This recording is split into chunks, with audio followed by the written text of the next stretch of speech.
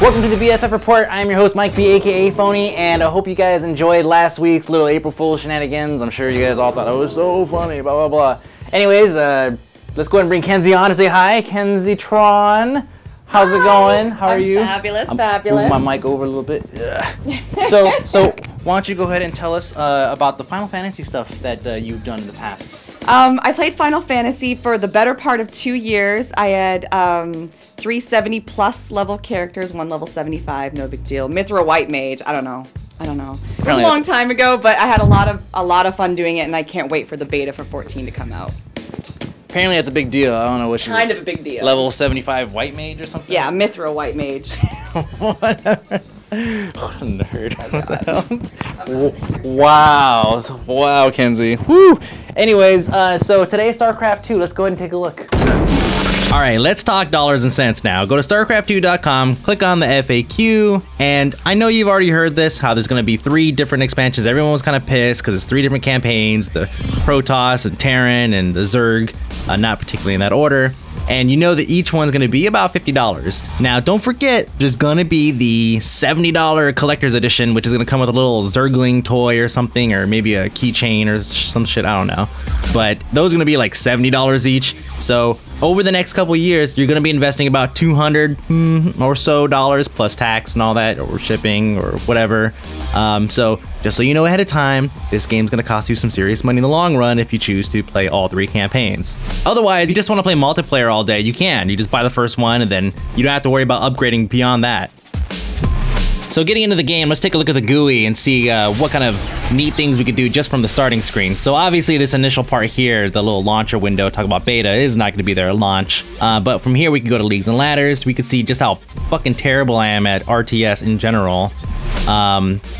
See, you can scroll down and you can see who's dead last, and you can see how far I am from being dead last in the Copper League, for Christ's sake, Jesus. And then we can scroll up and see who's in tournament range. And at this point, I would probably crack a joke where I would say that these guys are all Korean, but this is the Copper League. I doubt there's any Koreans down here, to be honest. Taking a look at the actual control panel, it has my real name, which is really silly, so I blurred that out for you. It's not like it's hard to find or anything. And then you can see just your general statistics, go through, and achievements will be on the right-hand side, etc., etc. You can change your portrait. And you can notice that my most successful map is Steps of War. That was the only game that I've won so far, 1 out of 14 or something. The replay area where you can store all your replays and watch them back. We'll touch on that later. Multiplayer, we go through, you could choose 1v1, 2v2, 3, 4, free-for-all, etc., etc. You can find your match, you can create a game, you could choose which maps you don't want to play. When you create your game, you can choose, and you can see my published content here. Obviously, they're going to release an editor where you can make your own maps. And then when you're done, you just click Find Match, and then it'll pop up at the top, and it'll say Finding a Match. Takes about anywhere between 5 seconds and a minute. The in-game tech tree is pretty sweet. Allows you to go through and see what units build in what order. Pretty good for those that like the theory craft all day. Then there's a unit glossary that allows you to go through and browse the different units available for each race. It also shows you what its weaknesses and strengths are. That's kind of handy, and I think that's new actually. So the first time you log in, you could choose if you want to do 5 practice rounds or so. After you finish that, it'll tell you that, okay, now that you finished that, try some 1v1, 2v2, 3v3, and that's going to be your placement. Now, at the beginning, you could choose if you want to be novice, intermediate, or expert, or insane, or Korean, or whatever they call it, the top tier. And from there, you could go into a placement category for that. You play 10 games, and it'll put you in the ladder. Now, the only way that you're going to learn anything in this game is by losing. So after getting thoroughly stomped, you get the screen that shows you the breakdown of everything, as well as the build order. Now, this is probably one of the key things here. It shows you who built what at what time, and it goes all the way down the list. This is a great way to see where you are failing or where your other guy is exceeding. Also, there's a replay feature, which allows you to see both sides of the fight from any match. Doesn't matter if it's a 1v1 or a free-for-all or a campaign or whatever. So you could see what your enemy's doing because you see the views from both sides. You get details as far as what units are being built, how many there are, how much income you're making versus how your enemy's doing. This is probably the best way to learn because you play a certain way until you lose, you watch him, you see what he does, you mock that, and then when you lose again, you just repeat the cycle. So Blizz did a pretty good job of reskinning Warcraft 3 for this release. I'm just kidding. Actually, wait, I might not be. Let's take a look at it. This is the highest quality to the lowest quality. See the fade in and out? Low. High. Low. Take a look at the high and let's take it to the low. One more time. Pretty wide range, right? Let's keep it on the low and let's go ahead and flip it over real quick and take a look at this. I'll let you guys be the judge, but it looks like it uses the core engine, but it's obviously not a straight reskin because that would look really shitty. But in the end, who gives a shit? All this really means to me is that Dota's gonna look badass. So let's talk new features. Blizzard decided to add the giant destructible rock, which chills in the choke points.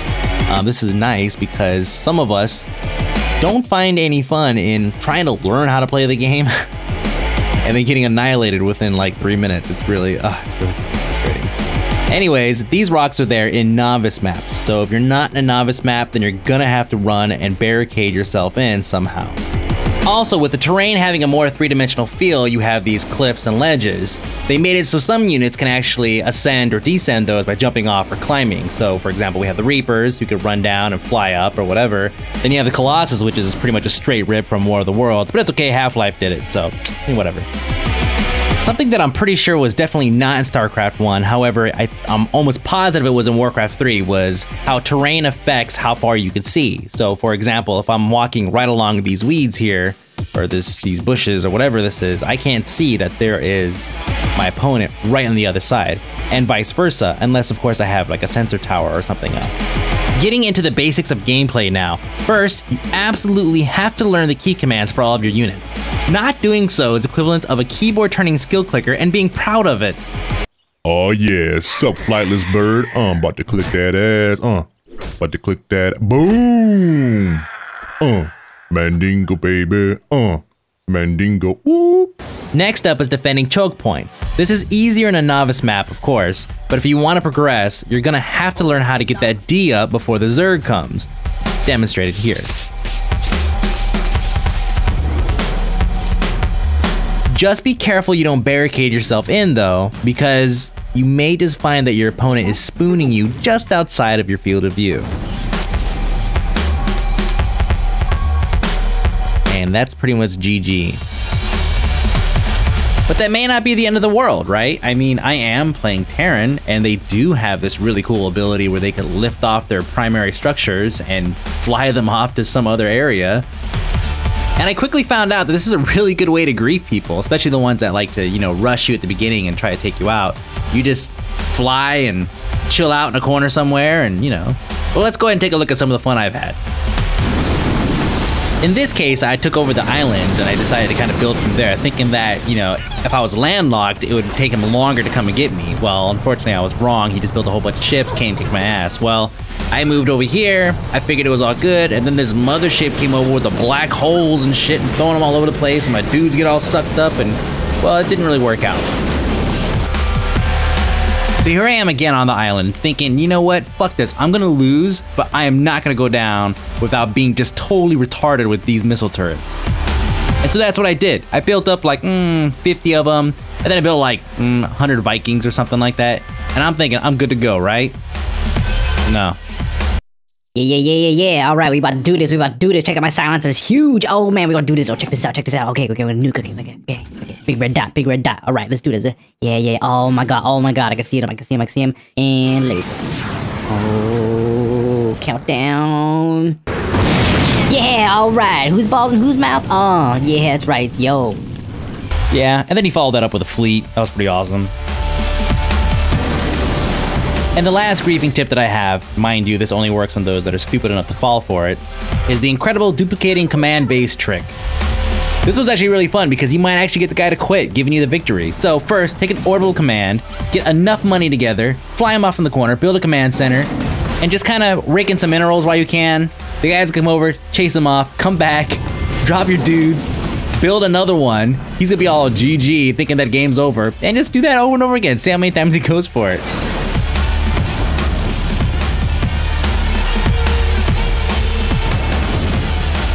Alright, so that pretty much wraps up our StarCraft 2 beta coverage. If they do anything else crazy, then I might go back in there and check it out, but I mean, it's really just multiplayer right now, and I'm just getting on, so whatever. Let's go ahead and bring Kenzie on one more time so she could say something about, let me go ahead and, bloop. Oh, I dropped it, no big deal. We're gonna keep going it. We're doing it live! Okay. We're doing it live! So Kenzie's at K... It's twitter.com/K3NZ1TR0N. That's Kenzatron, but instead of vowels, it's numbers. That's it. So we'll see you guys next week. I have no idea what I'm covering, and because we just kind of just do it, so live and stuff. Live.